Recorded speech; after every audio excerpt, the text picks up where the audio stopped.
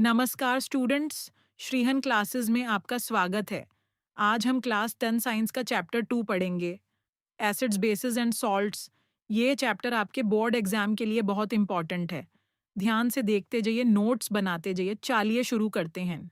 नमस्कार स्टूडेंट्स, आज हम क्लास 10 साइंस का एक बहुत ही इंटरेस्टिंग चैप्टर पढ़ने वाले हैं, एसिड्स, बेसिस एंड सॉल्ट्स।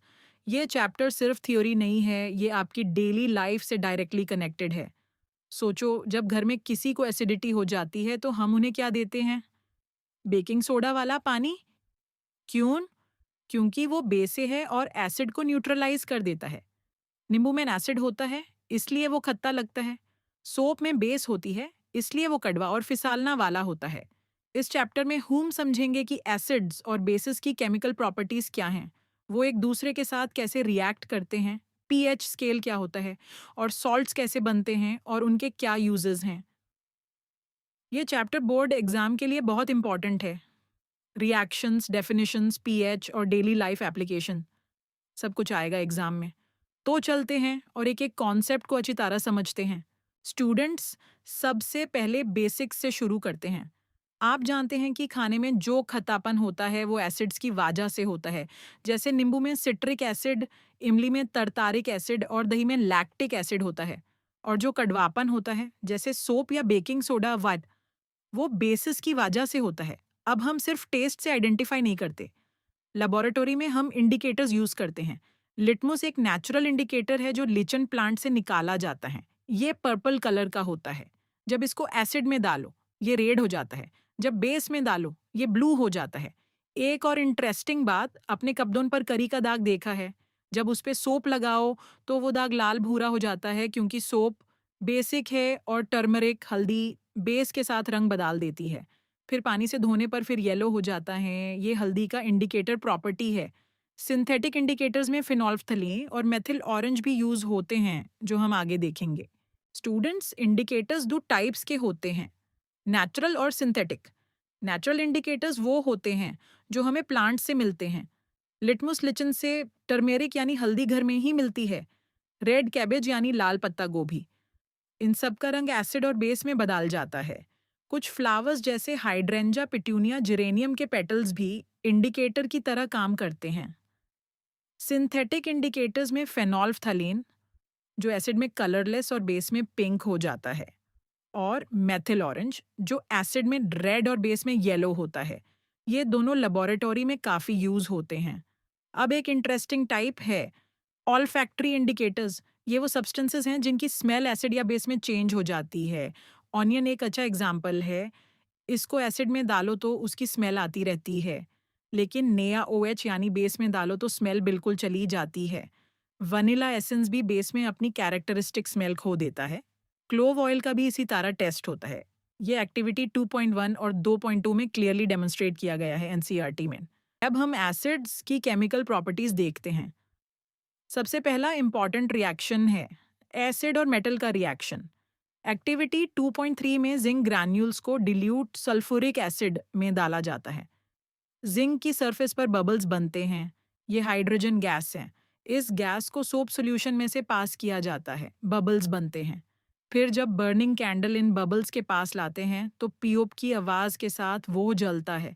ये हाइड्रोजन गैस की पहचान है। रिएक्शन लिखते हैं, जन plus H2SO4, ZnSO4 plus H2। यहाँ जिंक सल्फेट एक सॉल्ट है। जनरल फॉर्मूला याद करो, एसिड बार metal, salt plus hydrogen gas. ये रिएक्शन HCl के साथ भी होती है, Zn plus 2HCl, ZnCl2 plus H2। लेकिन ध्यान रहो, HNO3 के साथ जनरली H2 गैस नहीं निकालता, बल्कि नॉक्स गैसेस निकालती हैं। इसलिए HNO3 थोड़ा अलग बिहेव करता है। अब एक इंटरेस्टिंग बात, क्या बेसिस भी मेटल्स से रिएक्ट करते हैं? हाँ। एक्टिविटी 2.4 में जिंक को NaOH के साथ गर्म करो, फिर भी H2 गैस निकालता है। तो ना OH प्लस जन, ना तो ZnO2 प्लस H2। इसका मतलब है ये रिएक्शन सिर्फ एसिड्स की प्रॉपर्टी नहीं, कुछ मेटल्स बेसिस से भी रिएक्ट करते हैं। स्टूडेंट्स, इन रिएक्शंस को अच्छी तरह याद कर लो, क्योंकि ये बोर्ड एग्जाम में ज़रूर आते हैं। पहली रिएक्शन, जिंक और sulphuric acid, Zan plus H2SO4, ZnSO4 plus H2। यहाँ ZnSO4 जिंक सल्फेट सॉल्ट है और H2 हाइड्रोजन गैस है। दूसरी रिएक्शन, आयरन और HCl, Fa+2HCl, FeCl2+H2। यहाँ FeCl2 फेरस क्लोराइड सॉल्ट है। जनरल रूल याद रखो, acid plus metal, salt plus hydrogen gas. अब बेसिस के साथ जिंक की रिएक्शन, 2 ना OH प्लस जिन Na2ZNO2 प्लस H2। यहाँ Na2ZNO2 को सोडियम जिंचेते कहते हैं। ये एक सॉल्ट है। ये रिएक्शन सिर्फ NaOH जैसे स्ट्रॉन्ग बेसिस के साथ होती है, सभी बेसिस के साथ नहीं। हाइड्रोजन गैस की आइडेंटिफिकेशन कैसे करते हैं? एक टेस्ट ट्यूब में गैस कलेक्ट करो, बर्निंग कैंडल के पास ले जाओ। अगर पॉप या स्क्वीकी पॉप की आवाज आए तो वो हाइड्रोजन है। ये टेस्ट बहुत इंपॉर्टेंट है, एग्जाम में फ्रीक्वेंटली पूछा जाता है। एक और इम्पॉर्टेंट पॉइंट, कर्ड और खट्टे पदार्थ पित्तल या तांबे के बर्तन में नहीं रखने चाहिए, क्योंकि इनमें एसिड होता है जो मेटल के साथ रिएक्ट करके हानिकारक कंपाउंड्स बना सकता है और खाने का टेस्ट भी खराब कर देता है। अब देखते हैं मेटल कार्बोनेट्स और हाइड्रोजन कार्बोनेट्स एसिड्स के साथ कैसे रिएक्ट करते हैं। एक्टिविटी 2.5 में 2 टेस्ट ट्यूब्स लेते हैं। A में Na2CO3 और B में NaHCO3 डाला जाता है। दोनों में डाइल्यूट HCl ऐड करो। दोनों में एफरवेसेंस यानी बबल्स बनते हैं और एक गैस निकालता है। इस गैस को लाइम वाटर यानी क्या OH2 सॉल्यूशन में से पास करो। लाइम वाटर मिल्की वाइट हो जाता है। ये CO2 गैस की पहचान है। रिएक्शंस हैं Na2CO3 प्लस 2HCl, तो NaCl plus H2O plus CO2 और NaHCO3 plus HCl, NaCl plus H2O plus CO2। Lime water के साथ KOH2 plus CO2, KCO3 plus H2। यहाँ KCO3 एक वाइट प्रेसिपिटेट है जो लाइम वाटर को मिल्की बनाता है। अगर और ज़्यादा CO2 पास करो तो KCO3 plus H2O plus CO2। या HCO3 कैल्शियम बिकार्बोनेट बांधता है जो पानी में घुल जाता है और मिल्कीनेस चली जाती है। जनरल फॉर्मूला याद करो, मेटल कार्बोनेट या hydrogen carbonate plus acid, salt plus CO2 पल वाटर। इंटरेस्टिंग फैक्ट, मार्बल, चौक और लाइमस्टोन तीनों KCO3 के ही अलग अलग फॉर्म्स हैं। इन रिएक्शंस को एक बार और क्लियरली समझ लेते हैं। Na2CO3 यानी सोडियम कार्बोनेट जब 2 मोलेस HCl से रिएक्ट करता है तो NaCl सॉल्ट, H2O पानी और CO2 गैस बनता है। NaHCO3 यानी सोडियम हाइड्रोजन कार्बोनेट, इसमें सिर्फ 1 मोले HCl लगता है। बनता है NaCl, H2O और CO2। दोनों रिएक्शंस में CO2 निकलता है, लेकिन Na2CO3 के साथ थोड़ा ज़्यादा विगरस रिएक्शन होता है। अब CO2 का टेस्ट लाइम वाटर यानी कैल्शियम हाइड्रोक्साइड सॉल्यूशन में CO2 पास करो। वाइट प्रेसिपिटेट KCO3 बनता है जो सॉल्यूशन को मिल्की बनाता है। ये रिएक्शन है क्या OH2 plus CO2, KCO3 plus H2O। लेकिन अगर और ज़्यादा CO2 पास करते रहो, एक्सेस SCO2, तो KCO3 फिर से डिसॉल्व हो जाता है और सॉल्यूशन क्लियर हो जाता है, क्योंकि KHCO3 पॉइंटेड तो बनता है जो पानी में सोलुबल है। ये सीक्वेंस एग्जाम में काफ़ी बार पूछा जाता है।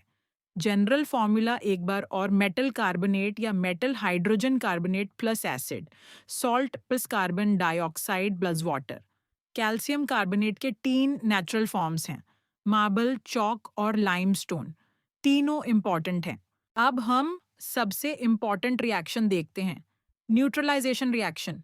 एक्टिविटी 2.6 में NaOH सॉल्यूशन में फेनोल्फथालेन डालो। सॉल्यूशन पिंक हो जाता है क्योंकि फेनोल्फथालेन बेस में पिंक होता है। अब इसमें एक एक ड्रॉप HCl ऐड करो, पिंक कलर धीरे धीरे कम होने लगता है। एक पॉइंट ऐसा आता है जहां कलर बिल्कुल चला जाता है, मतलब एसिड ने बेस को न्यूट्रलाइज कर दिया। फिर अगर और NaOH ऐड करो तो पिंक कलर वापस आ जाता है क्योंकि फिर से बेस एक्सेस हो गई। ये रिएक्शन है NaOH plus HCl, NaCl plus H2। यहाँ NaCl एक सॉल्ट है और H2O पानी है। इस रिएक्शन को न्यूट्रलाइजेशन रिएक्शन कहते हैं। डेफिनेशन याद करो, जब एसिड और बेस रिएक्ट करते हैं तो सॉल्ट और पानी बनता है। इस प्रोसेस को न्यूट्रलाइजेशन रिएक्शन कहते हैं। General formula, base pulse acid, salt pulse water. ये कॉन्सेप्ट डेली लाइफ में काफ़ी यूजफुल है। एसिडिटी होने पर अंतासिड खाते हैं जो बेसे है और स्टमक के एक्स्ट्रा एसिड को न्यूट्रलाइज करता है। दड़ी माँ का नुस्खा, बी स्टिंग पर बेकिंग सोडा लगाओ, क्योंकि बी के स्टिंग में एसिड होता है और बेकिंग सोडा बेस से है। स्टूडेंट्स, अब देखते हैं मेटालिक ऑक्साइड्स एसिड्स के साथ कैसे रिएक्ट करते हैं। एक्टिविटी 2.7 में कॉपर ऑक्साइड को बीकर में लो और डाइल्यूट हाइड्रोक्लोरिक एसिड धीरे धीरे दाव स्टिरिंग करते हुए। तुम देखोगे कि सॉल्यूशन का कलर ब्लू ग्रीन हो जाता है और कॉपर ऑक्साइड डिसॉल्व हो जाता है। ये blue green colour copper chloride यानी CuCl2 की वजह से आता है। रिएक्शन है CuO plus 2HCl, CuCl2 प्लू H2। General formula metal oxide plus acid, salt plus water, क्योंकि मेटालिक ऑक्साइड्स एसिड्स के साथ रिएक्ट करके सॉल्ट और पानी देते हैं, बिल्कुल वैसे ही तरह जैसे बेसिस देते हैं। इसलिए मेटालिक ऑक्साइड्स को बेसिक ऑक्साइड्स कहते हैं। अब नॉन मेटालिक ऑक्साइड्स की बात करो। CO2 एक नॉन मेटालिक ऑक्साइड है। जब CO2 लाइम वाटर यानी क्या OH.2 से रिएक्ट करता है, क्या OH2 plus CO2, CaCO3 plus H2O, ये बिल्कुल उसी तरह है जैसे एसिड बेस के साथ रिएक्ट करता है। इसलिए non metallic oxides acidic in nature होते हैं। Summary: metallic oxides, basic oxides, non metallic oxides, acidic oxides, ये कॉन्सेप्ट बहुत इंपॉर्टेंट था स्टूडेंट्स। ये एक रिवीजन स्लाइड है जिसमें सारी इंपॉर्टेंट रिएक्शंस एक जगह कंपाइल की गई हैं। इन्हें अच्छी तरह याद कर लो। पहली, acid plus metal salt plus hydrogen gas. दूसरी, एसिड प्लस मेटल कार्बोनेट या hydrogen carbonate salt plus CO2 plus H2O। तीसरी, acid plus metal oxide salt plus water. ये रिएक्शन दिखाती है कि मेटलिक ऑक्साइड्स बेसिक नेचर के होते हैं। चौथी, acid plus base salt plus water, ये न्यूट्रलाइजेशन रिएक्शन है, सबसे इंपॉर्टेंट। पांचवी, base plus non metallic oxide salt plus water, जैसे क्या OH प्लस CO2 की CaCO3 प्लस H2, ये दिखाता है non metallic oxides acidic nature के होते हैं। छातवी, दोना OH प्लस जन Na2ZNO2 प्लस H2, ये दिखाती है कि स्ट्रॉन्ग बेसिस भी कुछ मेटल्स के साथ रिएक्ट कर सकते हैं। ये सारी रिएक्शंस एक पैटर्न फॉलो करती हैं। सॉल्ट हमेशा बनता है। इन रिएक्शंस को बैलेंस करना भी आता चाहिए, क्योंकि बोर्ड में 3-5 मार्क्स के क्वेश्चंस आते हैं जिसमें बैलेंस्ड इक्वेशंस लिखनी होती हैं। एक टिप, पहले रिएक्टेंट्स के एटम्स काउंट करो, फिर प्रोडक्ट्स में बैलेंस करो। अब एक बहुत इंपॉर्टेंट क्वेश्चन, सब एसिड्स में क्या कॉमन है? एक्टिविटी 2.8 में एक सिंपल एक्सपेरिमेंट करते हैं। 2 नेल्स एक बीकर में 6 वोल्ट बैटरी, बल्ब और स्विच के साथ कनेक्ट करो। पहले डिल्यूट HCl डालो, बल्ब ग्लो करता है। फिर डिल्यूट H2SO4 डालो, बल्ब फिर भी ग्लो करता है। लेकिन जब ग्लूकोज सोल्यूशन डालो, बल्ब नहीं ग्लो करता। अल्कोहल सोल्यूशन में भी बल्ब नहीं ग्लो करता। कंक्लूजन: HCl और H2SO4 इलेक्ट्रिक करंट कंडक्ट करते हैं क्योंकि इनमें आयंस हैं। ग्लूकोज और अल्कोहल में आयंस नहीं होते, इसलिए करंट नहीं बांट। सारे एसिड्स में जो कॉमन है वो है H+ यानी हाइड्रोजन आयन। HCl पानी में डिसॉल्व होने पर H+ और Cl आयंस देता है। H2SO4 देता है 2H+ और SO42 आयंस।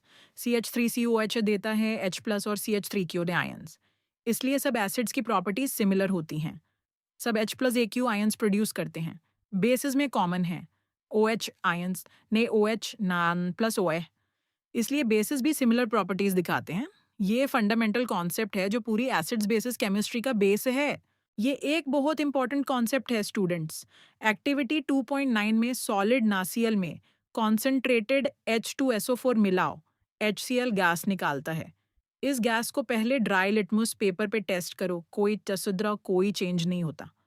फिर वेट लिटमस पेपर पे टेस्ट करो, कलर चेंज होता है। इसका मतलब ड्राई HCl गैस में आयंस नहीं होते। आयंस तभी बनते हैं जब पानी प्रेजेंट हो, इसलिए HCl को एसिड कहते हैं सिर्फ तब जब वो पानी में डिसॉल्व हो। रिएक्शन है HCl plus H2O, H3O plus plus Cl। यहाँ H3O प्लस को हाइड्रोनियम आयन कहते हैं। H+ आयन अकेला एग्जिस्ट नहीं कर सकता, ये पानी के मॉलिक्यूल के साथ कंबाइन हो जाता है हाइड्रोनियम आयन बनाना के लिए। H+ plus H2O, H3O plus, इसलिए हम H+AQ लिखते हैं। एक्यूज का मतलब एक्वियस यानी पानी में। ये एक क्रिटिकल कॉन्सेप्ट है। HCl गैस एसिडिक नहीं होता, लेकिन HCl सॉल्यूशन एसिडिक होता है। इसी कॉन्सेप्ट से समझाते हैं कि एक कंपाउंड जिसमें हाइड्रोजन हो, जैसे ग्लूकोज, वो एसिडिक इसलिए नहीं होता क्योंकि वो पानी में H+ आयंस रिलीज नहीं करता। सिर्फ वो कंपाउंड्स एसिडिक होते हैं जो H+ या H3O प्लस आयंस रिलीज करते हैं पानी में। अब बेसिस की बात करते हैं। जिस तरह एसिड्स H+ आयंस प्रोड्यूस करते हैं पानी में, बेसिस OH आयंस प्रोड्यूस करते हैं। ने OH को पानी में डिसॉल्व करो, बस ने प्लस और OH आयंस मिलते हैं। KOH देता है K+ और OH। Magnesium hydroxide Mg OH2 देता है Mg2+ और 2 OH आयंस। ये OH आयंस ही बेसिस की बेसिक प्रॉपर्टीज के लिए रिस्पॉन्सिबल होते हैं। अब एक इम्पॉर्टेंट डिस्टिंक्शन, अल्काली और बेस में क्या फ़र्क है। बेस वो होता है जो एसिड को न्यूट्रलाइज करे। अल्काली एक स्पेसिफिक टाइप का बेस है जो पानी में डिसॉल्व हो जाता है। इसलिए सारे अल्कालिस बेसिस होते हैं, लेकिन सारे बेसिस अल्कालिस नहीं होते। For example, copper hydroxide QOH/2 एक बेस है, लेकिन पानी में ज़्यादा नहीं घुलता, इसलिए ये अल्काली नहीं है। ना OH, KOH, क्या OH बाद तो ये सब पानी में घुलते हैं, इसलिए ये अल्कालिस हैं। एक important safety note, basis corrosive होते हैं, सोपी टच और बिटर टेस्ट देते हैं। कभी भी कॉन्सेंट्रेटेड एसिड या बेस को टेस्ट या टच नहीं करना चाहिए, ये हाथ जला सकते हैं। इसलिए लैब में ग्लव्स पहनो और टीचर की सुपरविजन में काम करो। न्यूट्रलाइजेशन रिएक्शन को इयन लेवल पर समझो। H plus AQ plus OH AQ अंदर H2OL। एक्टिविटी 2 में हम देखते हैं कि एसिड या बेस को पानी में मिलाने पर क्या होता है। 10 ml पानी लो, फिर कॉन्सेंट्रेटेड H2SO4 की कुछ ड्रॉप्स डालो और बीकर के नीचे टच करो। बीकर गर्म हो जाता है। ये एक्सोथर्मिक प्रोसेस है। डाइल्यूशन में हीट रिलीज होती है। इसी तरह नए OH पेलेट्स पानी में डालो, वो भी गर्म हो जाता है। अब एक वेरी इंपॉर्टेंट सेफ्टी रूल याद करो, हमेशा एसिड को पानी में डालो। पानी में एसिड, कभी भी पानी को कॉन्सेंट्रेटेड एसिड में मत डालो। अगर पानी कॉन्सेंट्रेटेड एसिड में डाला तो इतनी हीट एक बार में रिलीज होगी कि सॉल्यूशन स्प्लैश कर सकता है, बर्न हो सकता है और ग्लास कंटेनर भी टूट सकता है। इसलिए रूल है तो W एसिड टू वाटर। जब एसिड या बेस को पानी में मिलाते हैं तो H3O+ या OH मेड आयंस की कॉन्सेंट्रेशन पर यूनिट वॉल्यूम कम हो जाती है। इसे डाइल्यूशन कहते हैं। यानी कॉन्सेंट्रेटेड एसिड में ज़्यादा H+ आयंस होते हैं, per unit volume dilute acid में कम। इस कॉन्सेप्ट को pH स्केल से भी कनेक्ट करेंगे आगे।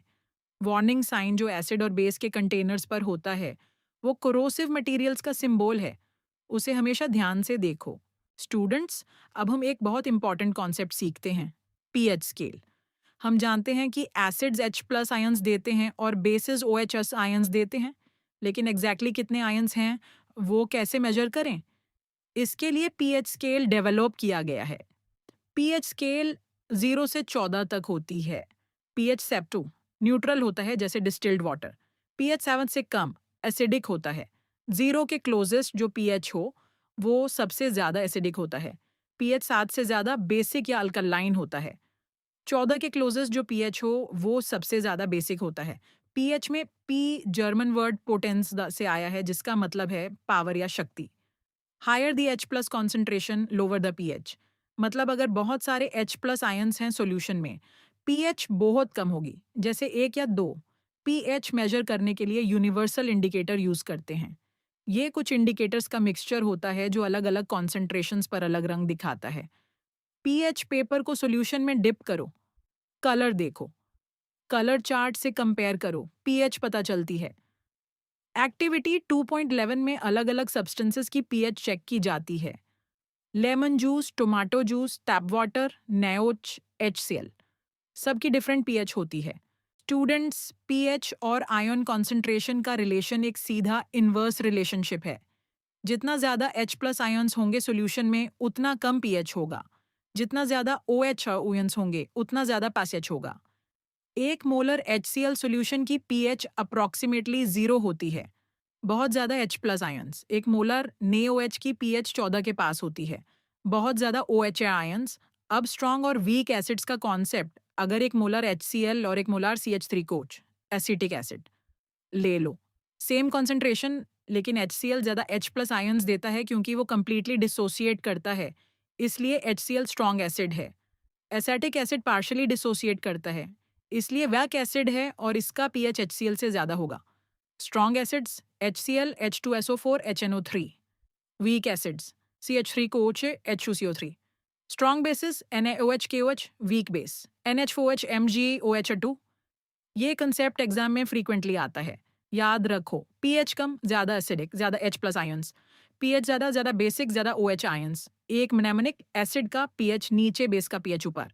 स्टूडेंट्स, pH सिर्फ लैब की चीज़ नहीं है, ये हमारी डेली लाइफ और एनवायरनमेंट के लिए बहुत इंपॉर्टेंट है। हमारा बॉडी पीएच 7.0 से 7.8 के बीच में काम करता है।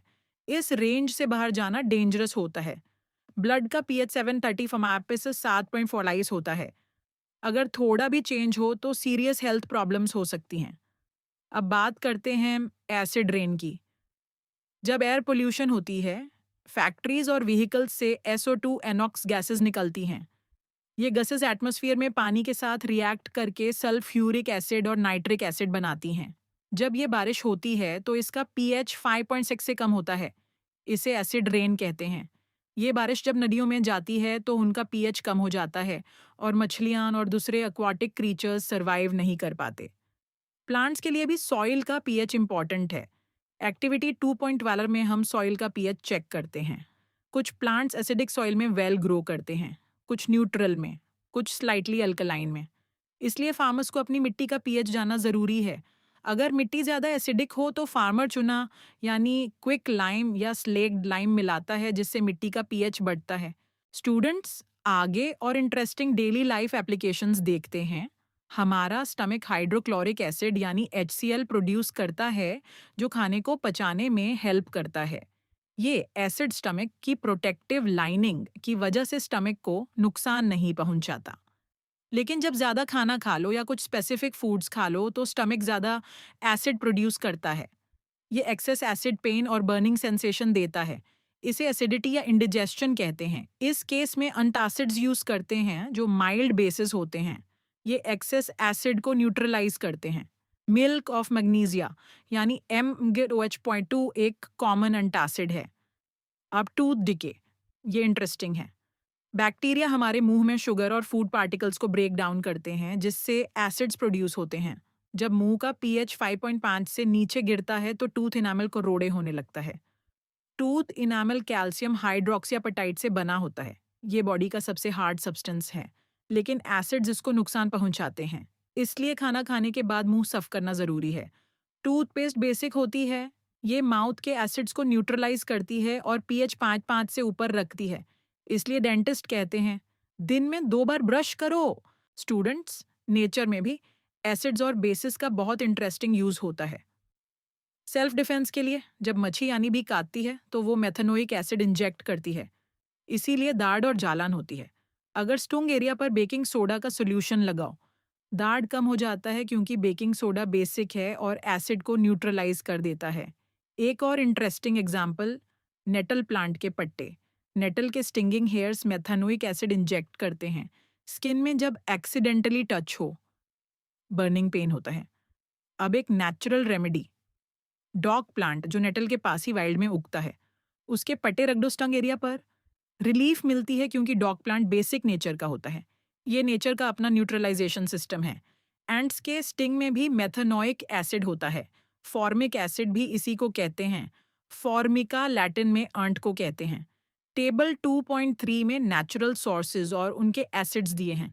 विनेगर में एसिटिक एसिड, ऑरेंज में सिट्रिक एसिड, तमारिंड में टार्टरिक एसिड, टोमेटो में ऑक्सैलिक एसिड, दही में लैक्टिक एसिड।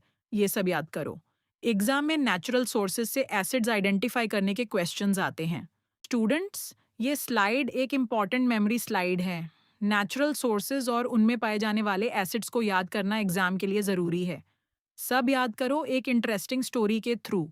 एक दिन एक अंत ने लेमन चूसा, फिर तमारिंड इमली का अचार खाया, थोड़ा टोमेटो सैलड खा और ऊपर से दही भी खाई और शाम को विनेगर वाली चाट।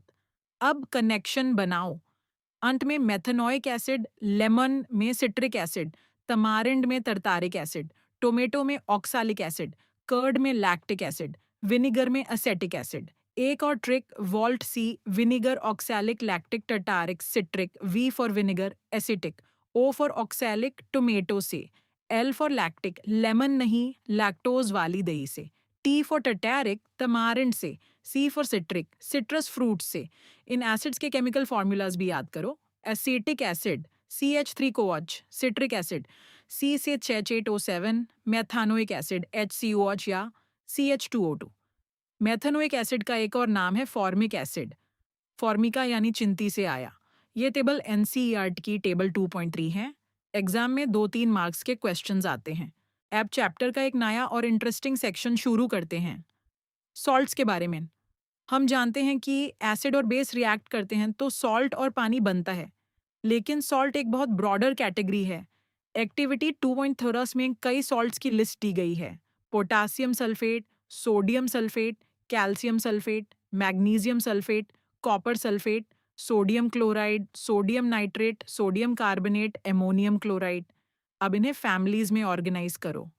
वो सॉल्ट्स जिनमें सेम पॉजिटिव रेडिकल हो, वो एक फैमिली है। फॉर एग्जाम्पल नेसियल और Ne2SO4 दोनों में ना प्लस है, ये सोडियम सॉल्ट फैमिली है। वो सॉल्ट्स जिनमें सेम नेगेटिव रेडिकल हो, क्लोराइड फैमिली। NaCl और KCl दोनों में Cl है, ये क्लोराइड फैमिली है। सॉल्ट्स की नेचर क्या होती है? आट्रियम, एसिडिक, बेसिक या न्यूट्रल? ये डिपेंड करता है एसिड और बेस पर जो यूज हुए थे सॉल्ट बनाने में। एक्टिविटी 2.14 में अलग अलग सॉल्ट्स की पीएच चेक करते हैं। रूल याद करो, strong acid plus strong base, neutral salt pH 7, strong acid plus weak base, acidic salt pH less than 7, weak acid plus strong base, basic salt pH greater than 7.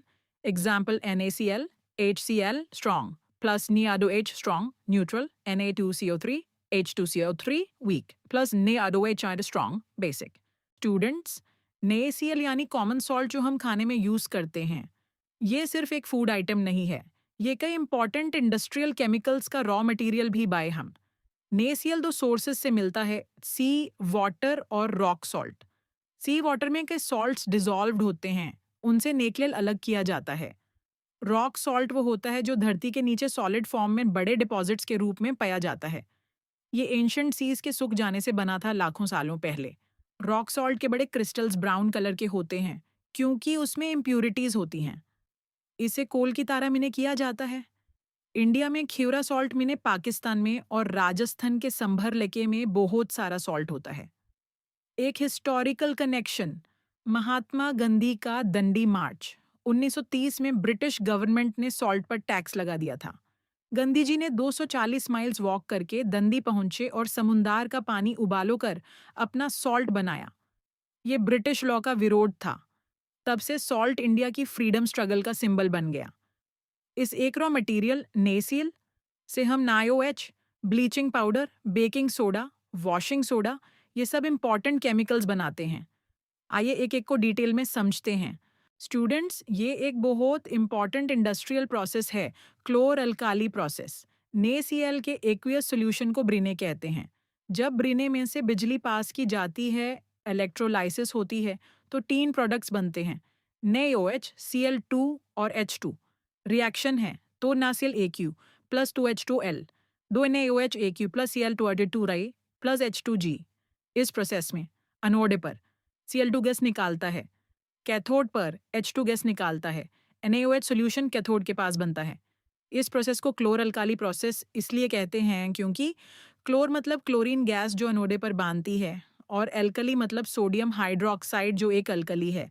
तीनों products NaOH, Cl2 और H2 तीनों बहुत useful हैं। Figure 2.8 में NCERT ने इन तीनों के uses दिखाए हैं। H2 गैस फ्यूल सेल में मार्गरीन बनाने में, Cl2 गैस ब्लीचिंग पाउडर और PVC और डिसइंफेक्टेंट्स बनाने में, नेओक सोप बनाने में, पेपर मैन्युफैक्चरिंग में, एल्यूमिनियम रिफाइनिंग में। एग्जाम में ये रिएक्शन या प्रोसेस नाम पूछा जाता है।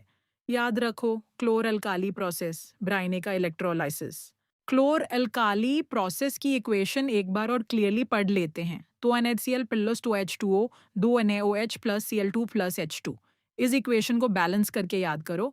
लेफ्ट साइड पर 2 NaCl और 2 H2, राइट साइड पर 2 NaOH, 1 Cl2 और 1 H2। एटम्स काउंट करो, ना लेफ्ट 2, राइट 2, तयल left 2, right 2, H left 4, right 2, उत्तरपाइट, O लेफ्ट 2, राइट 2। बैलेंस्ड है। इलेक्ट्रोलिसिस में इलेक्ट्रॉन्स का फ्लो होता है। Cl आयंस एनोडे की तरफ अट्रैक्ट होते हैं, वहाँ Cl2 गैस बनता है। ना प्लस आयंस और OH आयंस कैथोड के पास मिलते हैं, NaOH बांधता है। H प्लस आयंस कैथोड पर इलेक्ट्रॉन्स लेते हैं, H2 गैस बनता है। क्लोरीन गैस के यूजेस, ब्लीचिंग पाउडर बनाना, PVC प्लास्टिक बनाना, डिसइंफेक्टेंट्स बनाना, स्विमिंग पूल्स सैनिटाइज करना। हाइड्रोजन गैस के यूजेस, फ्यूल सेल्स में, मार्गरन, वनस्पति घी बनाना में, HCl बनाना में। NaOH के यूजेस सोप और डिटर्जेंट बनाना, paper manufacturing, aluminium refining, artificial silk बनाना। ये प्रोसेस बहुत लार्ज स्केल पर इंडस्ट्रीज में होती है। ये इंडिया और दुनिया में एक मेजर केमिकल इंडस्ट्री है। स्टूडेंट्स, क्लोर अल्काली प्रोसेस में जो क्लोरीन निकाली उसे ब्लीचिंग पाउडर बनाते हैं। ब्लीचिंग पाउडर बनाने की रिएक्शन क्लोरीन गैस को ड्राई स्लेक्ट लाइम यानी क्या OH2 पर पास किया जाता है। रिएक्शन तोस्या OH2 प्लेट 2Cl2 के कैलो डेटू प्लस CaCl2 ब्लड OHO। ब्लीचिंग पाउडर का सिंप्लीफाइड फॉर्मूला ACE2ClO पॉइंट तो लिखते हैं, हालांकि एक्चुअल कॉम्पोजिशन थोड़ी कॉम्प्लेक्स है। अब इसके यूजेस। पहला यूज है टेक्सटाइल इंडस्ट्री में कॉटन और लाइनन को ब्लीच करने के लिए। कपड़ों का रंग सेफ्ट करने के लिए लॉन्ड्री में भी यूज होता है। कागज फैक्ट्रीज में वुड पल्प को ब्लीच करने के लिए। दूसरा यूज ड्रिंकिंग वाटर को जर्म्स से फ्री करने के लिए। म्यूनिसिपल वाटर सप्लाई में क्लोरीनेशन इसीलिए होती है। ब्लीचिंग पाउडर पानी में क्लोरीन रिलीज करता है जो बैक्टीरिया मार देता है। तीसरा यूज केमिकल इंडस्ट्रीज में ऑक्सीडाइजिंग एजेंट के रूप में। ये एक इम्पॉर्टेंट इंडस्ट्रियल केमिकल है। याद करो, ब्लीचिंग पाउडर कब काम करता है? जब ये पानी से या एसिड से रिएक्ट करता है तो नासेंट ऑक्सीजन या क्लोरीन रिलीज करता है जो ब्लीचिंग एक्शन देता है। एग्जाम टेप, ब्लीचिंग पाउडर का फॉर्मूला, प्रेपरेशन मेथड और 3 यूजेस तीनों एग्जाम में आते हैं। अब बात करते हैं बेकिंग सोडा की, जो घर घर में यूज होती है। बेकिंग सोडा का केमिकल नाम है सोडियम हाइड्रोजन कार्बोनेट या सोडियम बाइकार्बोनेट। Formula NaHCO3। ये नासियल से बनाया जाता है एक प्रोसेस में जिसमें अमोनियम भी यूज होता है। Reaction NaCl plus H2O plus CO2 plus NH3 NH4Cl plus NaHCO3। Baking soda एक mild non corrosive basic salt है। जब इसे गर्म करो या खाना पका रहे हो, 2 NaHCO3 Na2CO3 plus H2O plus CO2 gas release होती है जो ब्रेड और केक को स्पंजी और फ्लफी बनाती है। Uses of baking soda. पहला, बेकिंग पाउडर बनाने में। बेकिंग पाउडर डाई बेकिंग सोडा प्ली टर्टारिक एसिड। जब गर्म होता है या वाटर मिलता है तो CO2 रिलीज होती है जिसे ब्रेड राइज करता है। दूसरा, अंटासिड के रूप में। ये बेसिक है इसलिए स्टमक के एक्सेस एसिड को न्यूट्रलाइज करता है। तीसरा गया सोडा एसिड फायर एक्सटिंग्विशर में। जब लिवर प्रेस करो तो H2SO4 नए HCO3 से रिएक्ट करता है। CO2 निकालता है जो आग बुझाता है। चौथा, एक mnemonic ने HCO3 that nice and helpful compound. Baking soda का pH एक्टिविटी 2.14 में चेक करो। ये 8-9 के अराउंड होगा क्योंकि ये बेसिक सॉल्ट है। बेकिंग सोडा की रिएक्शंस एक बार क्लियरली देखते हैं। पहली, industrial preparation NaCl plus H2O plus CO2 plus NH3 NH4Cl plus न HCO3। यहाँ NaCl रॉ मटेरियल है, NH3 कैटलिस्ट की तरह काम करता है और CO2 सॉल्वे प्रोसेस में सप्लाई की जाती है। दूसरी, हीटिंग रिएक्शन।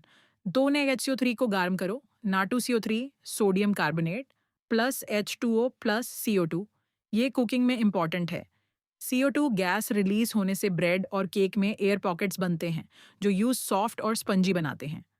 तीसरी, एसिड के साथ NaHCO3 plus H plus CO2 plus H2O plus sodium salt. Baking powder में यही होता है। टारटारिक एसिड NaHCO3 से रिएक्ट करता है CO2 रिलीज करने के लिए। जब दो बेके होता है, रिएक्शन फास्ट होती है और CO2 प्रोड्यूस होती है। चौथी, अंटासिड एक्शन। स्टमक में एक्स्ट्रा HCl को NaHCO3 न्यूट्रलाइज करता है। NaHCO3 plus HCl NaCl plus H2O plus CO2। CO2 बर्फ के रूप में निकाल जाती है। ये मिल्ड बेस है इसलिए सेफ है स्टमक के लिए। Strong base like NaOH use नहीं कर सकते क्योंकि वो स्टमक को बर्न कर देता। ये सारी रिएक्शंस एग्जाम के लिए इंपॉर्टेंट हैं। अब वॉशिंग सोडा देखते हैं। वॉशिंग सोडा का केमिकल नाम है sodium carbonate decahydrate. Formula Na2CO3 + H2O। ये NaCl से बनाया जाता है एक स्टेप बाय स्टेप प्रोसेस में। पहले बेकिंग सोडा NaHCO3 बनाओ, फिर यूज गरम करो। 2 NaHCO3 plus H2O plus CO2। NaHCO3 मिल गया। फिर Na2CO3 का रिक्रिस्टलाइजेशन करो पानी में। ये Na2CO3 + H2O यानी वॉशिंग सोडा बन जाता है।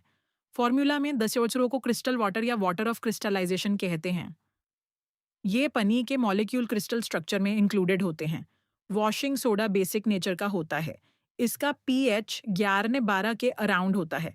Uses of washing soda, glass industry में ग्लास बनाने में यूज होता है, सोप और डिटर्जेंट इंडस्ट्री में, पेपर मैन्युफैक्चरिंग में, वाटर सॉफ्टनिंग में।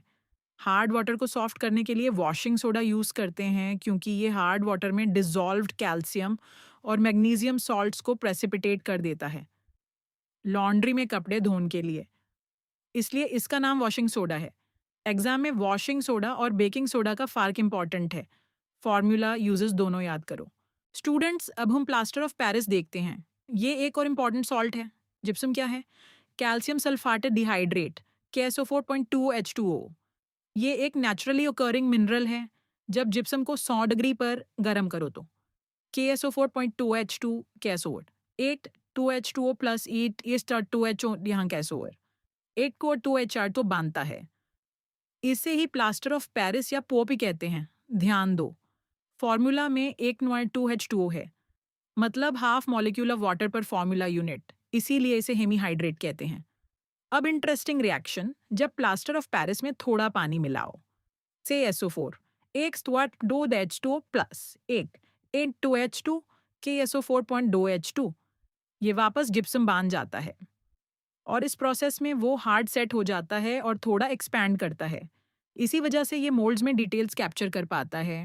ये रिएक्शन एक्सोथर्मिक है, थोड़ा गर्म होता है सेटिंग के वक्त। Uses of plaster of Paris, medical use, fracture में हड्डी को सेट करने के लिए कास्ट बनाते हैं, डेंटिस्ट्री में टीथ मोल्ड्स बनाने के लिए, स्कल्पचर्स और स्टैचूज बनाने के लिए, स्मूथ सर्फेसेस के लिए वॉल्स पर यूज होता है। पेरिस फ्रांस में जिप्सम के बड़े डिपॉजिट्स थे, इसलिए इसका नाम प्लास्टर ऑफ पेरिस पड़ा। चैप्टर 2 कंप्लीट हो गया। अगर ये वीडियो हेल्पफुल लगा तो लाइक ज़रूर करो, चैनल को सब्सक्राइब करो और बेल आइकन दबाओ ताकि अगले चैप्टर की नोटिफिकेशन मिले। अपने डाउट्स कमेंट में लिखना, हम ज़रूर जवाब देंगे। श्रीहन क्लासेस के साथ पढ़ते रहो, learn smart, score high, shine bright.